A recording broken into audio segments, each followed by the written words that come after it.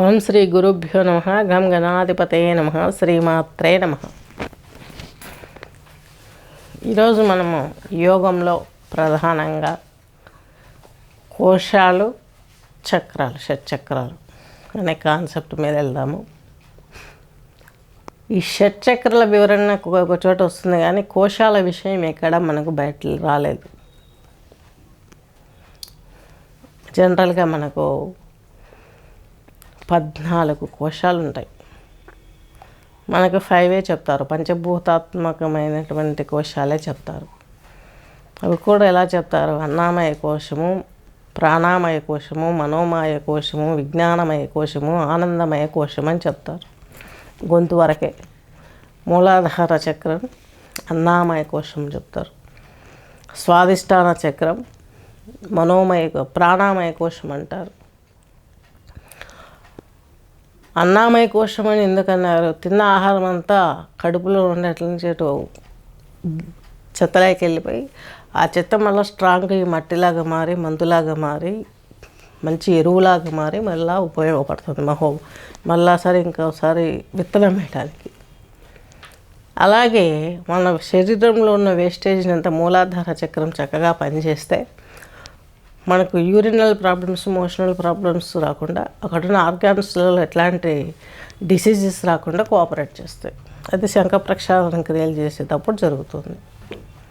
కాబట్టి అన్నామయ కోశము. అన్నం తింటున్నాం కాబట్టి ఆ అన్న ప్రభావం చేత రక్తం ఏర్పడుతుంది. ఆ అన్న ప్రభావం అంతా కడుపు నుండి మనకు బాడీ మొత్తం స్ప్రెడ్ అవుతుంది. లంగ్ యొక్క హృదయంలోకి వెళ్ళి అక్కడ ఫిల్టర్ అయ్యి మిగతా అదంతా బాడీకి స్ప్రెడ్ అవుతుంది. ఆ అన్నామయ కోశంలో డైజెషన్ సిస్టమ్ బాగాలేదనుకోండి, ఆటోమేటిక్గా పిస్టుల, పేగు క్యాన్సర్, నెక్స్ట్ IBS ఇవన్నీ వస్తాయి.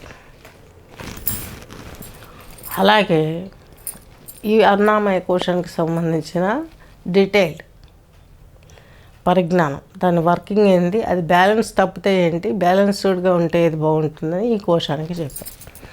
శరీరం తయారవడానికి అన్నం కాబట్టి దీనికి ఈ పేరు పెట్టాం ఈ కోశానికి. ఇది లాస్ట్ కోశం. ఈ కోశం అన్నామయ కోశం అనేది, కానీ మనం ప్రధానంగా తీసుకుంటున్నాం. నెక్స్ట్ తీసుకుంటే ఈ యొక్క స్వాదిష్టాన చక్రానికి సంబంధించి ప్రాణామయ కోశం అంటున్నాం. ప్రాణామయ కోశం అంటే ఏంటి? ప్రాణశక్తి అంతా నిగూఢంగా మనకు ఇక్కడ ఈ కోశానికి సంబంధించి జరుగుతుంది. ప్రాణామయ కోశం అని ఎందుకు పేరు పెట్టాము? షట్చక్రాలు వెన్నుపూసలో ఉంటే ఈ చక్రాలు అబ్జర్వ్ చేస్తాయి ప్రాణశక్తిని, పైనుంచి అబ్జర్వ్ చేసి బేబీకి కడుపులో గర్భసంచి యూట్రస్ ప్రాబ్లమ్స్ అన్నీ కూడా స్వాదిష్టాన చక్రం బాగాలేకుంటే వస్తాయి. ప్రాణామయ కోశం అని అందుకు పేరు పెట్టారు. ఆ యూట్రస్లో పెరిగే బేబీకి ఇటు మనకు అందరికి కూడాను స్వాదిష్టాన చక్రం బాగుంటే మనకి మెన్సెస్ ప్రాబ్లమ్స్కి కానీ, ఇతర సిజరిన్ పడ్డము, గ్లాన్స్ ఉండి ఫెలోపియన్ టిప్స్ ఖరాబ్ కావడము, అలాంటి సమస్యలు వస్తాయి. PCOD, PCOS ఇవన్నీ వస్తాయి అన్నమాట. ఈ చక్రం బాగా ఉంటే ఈ ప్రాణామయ కోశము మనకు అన్నీ చక్కగా పనిచేస్తాయి. ఈ చక్రం బ్యాలెన్స్ తప్పకూడదు. ఇక్కడ యోగులు సాధన చేసేటప్పుడు మూలాధారం నుంచి చక్రాలను మనం యాక్టివ్ చేసుకుంటే ఈ చక్రాలను ఒక్కొక్కటి కొలాప్స్ అయిపోతాయి. అప్పుడు ఫైనాన్షియల్, మ్యారిటల్, ఫిజికల్ అన్ని రకాల అష్టశక్తులు కోల్పోతాం, అష్టైశ్వర్యాలు కోల్పోతాం. ఇది ప్రాణామయ కోశం.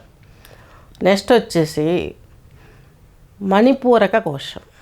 ఈ మణిపూరక కోశం ఎక్కడ ఉంటుంది? నాభికి చక్కగా వెన్నగా ఈ మనోమయ కోశం ఉంటుంది. మణిపూరక చక్రానికి సంబంధించి ఈ చక్రం ఏంటి? దివ్యశక్తులు వస్తాయి, అష్టైశ్వర్యాలు వస్తాయి. ఈ చక్రం బాగలేకపోతే డైజెషన్ సమస్యలు, అలాగే ఇది ఉండుకము దెబ్బతిండము, గాలి బ్లాడర్ దెబ్బతిండము, అలాగే యొక్క మనకు ఇన్సులిన్ ఓవర్గా రిలీజ్ అయ్యి షుగర్ ప్రాబ్లమ్స్ రావడము, ఇలాంటి ప్రాబ్లమ్స్ అన్నీ రైజ్ అవుతాయి. గర్భాశయం ప్రాబ్లమ్స్ ఎక్కువ వస్తాయి. ఆహారం తీసుకున్నది గర్భాశయంలోకి వెళ్ళి అక్కడ డైజెషన్, అక్కడ వివిధ రకాల జ్యూసెస్, ఈ యొక్క ప్రాంకియాస్, ఈ యొక్క గాలి బ్లాడర్ ఇలా నుంచి వచ్చే గ్యాసెస్ కూడా అందులోకి వెళ్ళి లిక్విడ్స్, ఆహారం బాగా జీర్ణమై అక్కడి నుంచి పుష్టిగా వెళ్తుందా లేదా అని డిసైడ్ చేసేది ఈ యొక్క మనోమాయ కోశం, ప్రాణామాయ కోశం. నెక్స్ట్ వచ్చేసి చెస్ట్కి చక్కగా వెన్నుపూసలో విజ్ఞానమయ కోశం ఉంటుంది. ఈ విజ్ఞానమయ కోశం తీసుకున్నామంటే మనకు ఇది చక్కగా పనిచేసినప్పుడు హార్ట్ ప్రాబ్లమ్స్ రావు, లంగ్స్ ప్రాబ్లమ్స్ రావు, పక్కబర్ల సమస్యలు రావు, అలాగే భయం భీతి రాదు.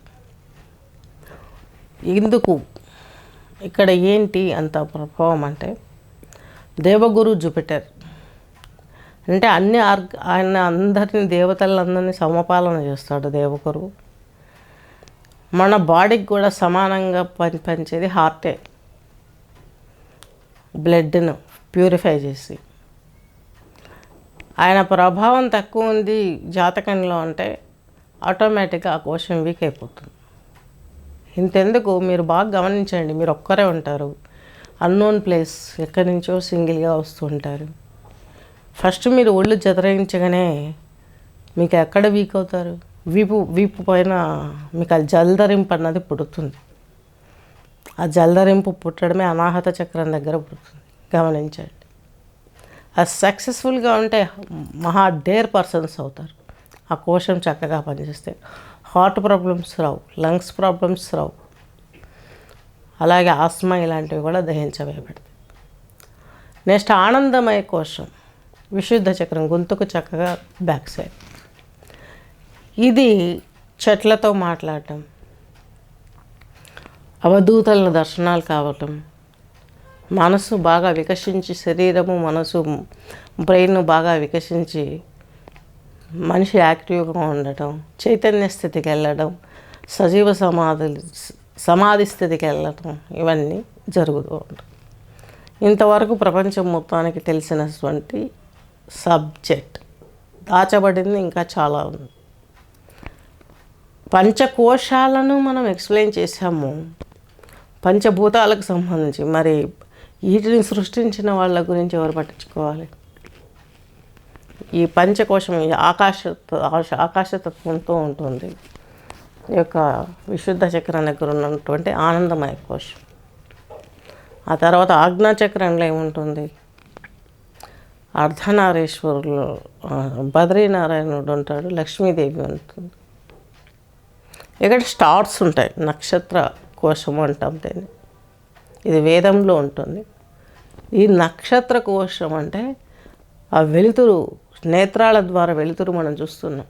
ఈ ఆజ్ఞాచక్రం పర్ఫెక్ట్గా ఉంటే మనకు అన్ని రకాలుగా డఫ్ అండ్ డమ్ ఇలాంటివి లేకుండా చక్కగా ఆర్గాన్స్ అనేవి చక్కగా పనిచేస్తాయి, జ్ఞానేంద్రియాలు చక్కగా పనిచేస్తాయి, కర్మేంద్రియాలు కూడా చక్కగా పనిచేస్తాయి, సిగ్నల్స్ బాగుంటాయి బాడీలో.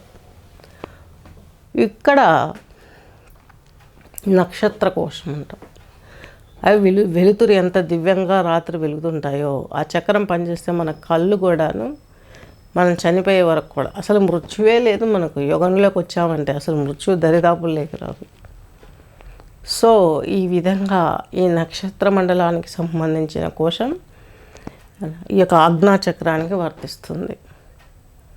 దీనిపైన 1 ఇంచు పైన ఒక పీనియల్ గ్లాండ్ ఉంటుంది. ఇక్కడ అర్ధనారీశ్వరులు. ఇక్కడి నుంచి మనకు బాడీలోకి భగవంతుడు తన సృష్టిని విస్తరింపజేసే క్రమం. అర్ధరాత్రి 12 గంటల నుంచి 2 గంటల వరకు కుక్కలు మురుగుతూ ఉంటాయి, పితృదేవతలు తిరుగుతూ ఉంటారు గర్భంలోకి రావడానికి. భోంచేసిన తర్వాత మనుషులు మనకు ఫస్ట్ నైట్ చూడండి, మిడ్ నైట్కి రీచ్ అయ్యే టైంలో పెడతారు. సత్యం ఇది, నేను అశ్లీలం మాట్లాడట్లా, ఇది తెలియక చాలామంది ఇబ్బంది పడుతున్నారు. ఆ టైంలో ముస్లిమ్స్ అయితే ఆ టైంలో 12 గంటలకు మిడ్ నైట్ బిర్యానీ తిని వాళ్ళు అప్పటి నుంచి సే ఎక్కుతారు. ఎంతెందుకు మన రావణ బ్రహ్మ కూడా తపోనిష్ఠుడు, 3 కోట్ల శివలింగాలకు అభిషేకం చేసుకుని తెల్లారేసరికి ఆ అర్చనలన్నీ పోయి కూర్చొని ఉంటాడు. సో ఈ విధంగా ఈ కోశాలను యాక్టివేట్ చేసుకుంటాం. సహస్రార కమలం. ఈ సహస్రార కమలం అద్భుతమైనది. ఈ కోశం దివ్య కోశం అంటాం మనం. శూన్యకోశము, దివ్య కోశము. ఈ దివ్య కోశాన్ని ఛేదించిన వాడికి బ్రహ్మరంధ్రాన్ని పగలగొట్టుకొని పరబ్రహ్మల ఐక్యమయ్యే శక్తి వస్తుంది. ఇవి కోశాలు. మొత్తం ఇన్ని కోశాలు వచ్చాయి. మరి సప్తకోశాలు వచ్చాయి, అష్టకోశాలు వచ్చాయి అనుకున్నాం. మరి మనిషి ఎక్కడ బ్యాలెన్స్ తప్పుతున్నాడు అంటే మూలాధారం నుంచి యాక్టివ్ చేస్తే ఈ కోశాలన్నీ దర్శనమిస్తాయా? లేదు. మూలాధార చక్రం దక్షిణం వైపు ఉంటుంది. ఇలా లేపటం మూలంగా చక్రాలను ప్రేరేపితం చేయడం వల్ల మనిషి శిథిలమై తరతరాలకు కూడాను ఇతడు చేసిన ఈ మిస్టేక్ సాధన వల్ల ఇబ్బంది పడతాయి, చనిపోతారు, నాశనం అయిపోతారు. మరి ఎక్కడి నుంచి రావాలయ్యా? భూమికి శక్తి లేదు పైకి ఎగరడానికి కానీ ఏదర్ తనంతట తాను వెలుతురు వెలిగించడానికి కానీ తనకు శక్తి లేదు. ఆమె జస్ట్ శ్రీ ఫీమేల్ మాత, భూమాత, లక్ష్మీదేవి, భూలక్ష్మి. మనకు వచ్చేటివన్నీ కూడాను అమ్మవారి అనుగ్రహం చేతనే. ఈ లోహాలు అయితేమి, ఆహారం అయితేమి, ఎవ్రీథింగ్ అక్కడి నుంచే తీసుకుంటున్నాం. అందుకే అన్నామయ కోశం మూలాధార చక్రానికి మనం వర్తింపజేస్తాం. మన ఎనర్జీ ఎక్కడి నుంచి తీసుకోవాలి? పైనుంచి తీసుకోవాలి మనం, స్పేస్ నుండి, బ్రహ్మతత్వం నుండి. ఇక్కడ ఒక చిన్న ఇదన్నమాట. సృష్టి చేయాలనుకున్నప్పుడే మనిషిని దేవుడు ఆ యొక్క కాలి బొటన వేలుని నోట్లో పెట్టుకొని జలం పైన, తామరాకు పైన తేలుతున్నట్టు ఉంటాడు. అంటే సంసార సాగరంలో నువ్వు దిగుతూ, నువ్వు జన్మ తీసుకుంటూ టచ్ మీ నాట్, ఆ జలంలో మునిగిపోకుండా నువ్వు పైకి తేలాలి అనేది దీనికి సంబంధించింది. నెక్స్ట్ వీడియోలో చూద్దాము. స్వస్తి.